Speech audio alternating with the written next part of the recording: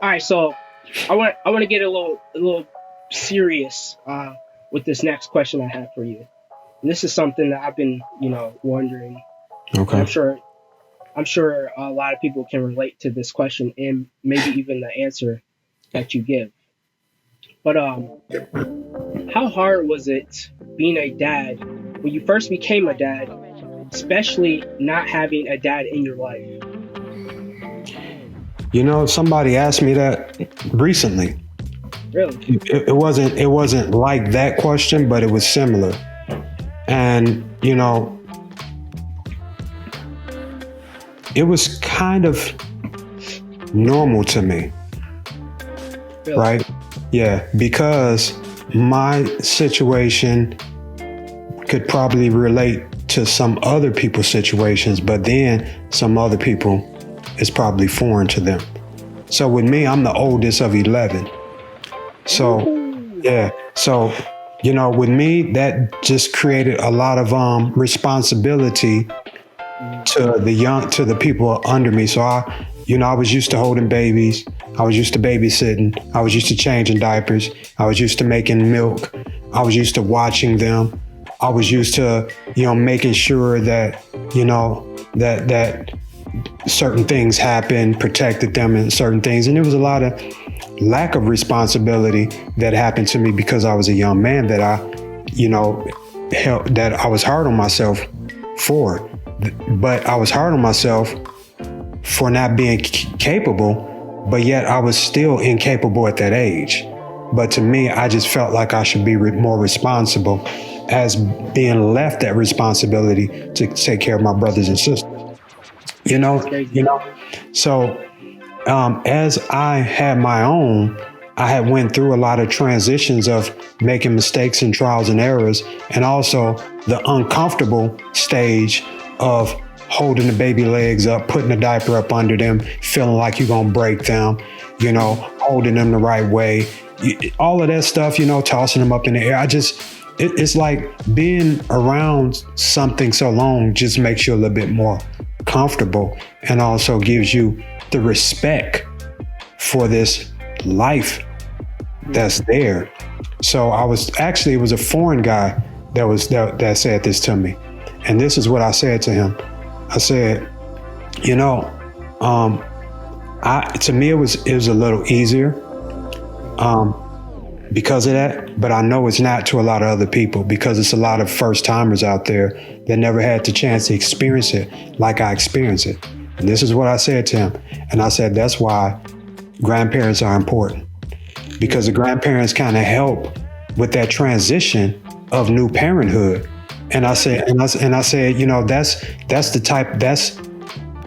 the culture that we come from. And the guy looked at me, he said, where you from?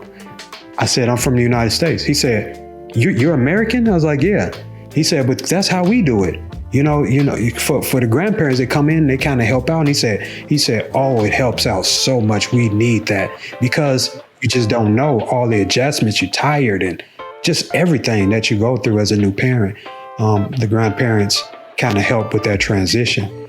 But with me, I felt grandfathered in, so to speak, to parenthood. So it's not a normal answer. I hope it wasn't too long.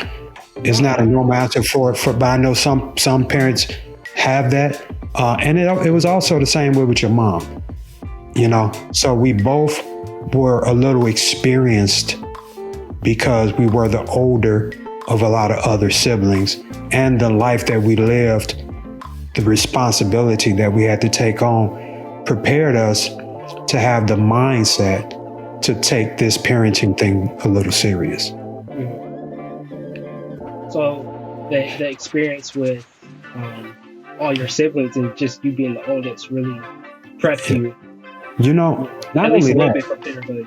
yeah, not only that, but this is weird because all my neighbors asked me to babysit.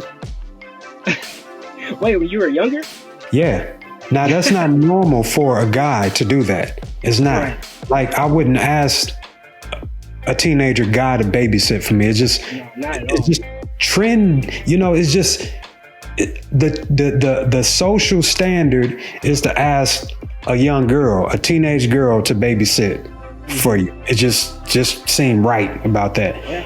But I was always asked to babysit. I mean, for all the neighbors, I was always asked to babysit, and I loved it because I got paid. I got a chance to play video games. You know what I mean? I got a chance to watch TV, talk on the phone while the kids is upstairs. It was why they went out to the club or whatever, But still, that was another side of the experience that I got, because, I mean, even though they wasn't my kids, I knew I had to be a little responsible for somebody else's kids. So when you're given responsibility, I think you're also going to take it a little serious, especially if you're getting paid. Yeah. Gotta take it serious if you're getting paid. I have a lot of friends who either didn't have a dad in their life, or they're just not close with their dads. And growing up, I used to wonder, like, what would my life be like without, my dad just always being there?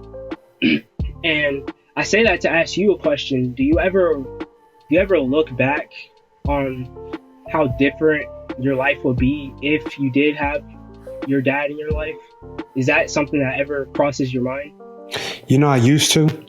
And I think that this is only from my own perspective, and it can only be from my own perspective, even from the people that I've talked with. I talked to a lot of people that didn't have a dad, and some of them called me dad and mentor, looked at me as a mentor. And it's hard not having a dad, right? It's really hard. Dads kind of help you with identity. Dads kind of help you to find purpose in life, even if they don't share what that purpose is. It just creates a segue for you to feel more authoritative in finding your purpose. Like a lot of people walk through life trying to figure out who they are and what they're here for. And a lot of that is absence of dads, which is absence of self-identity, right? Because I have nothing to reflect to.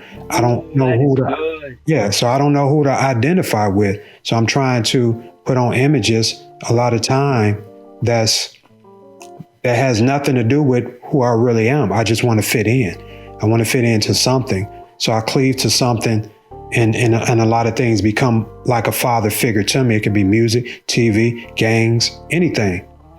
However, the short answer to that is I used to, but now I don't, because, and I have to do this. God became my father. He really did. And everything that I needed to become a man, I found in him.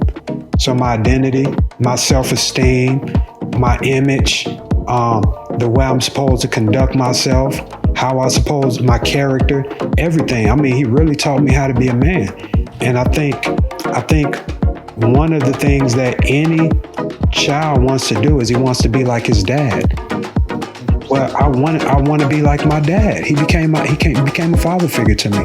And not only did I want to become like my dad, by him being that example to me, I was able to be a better dad.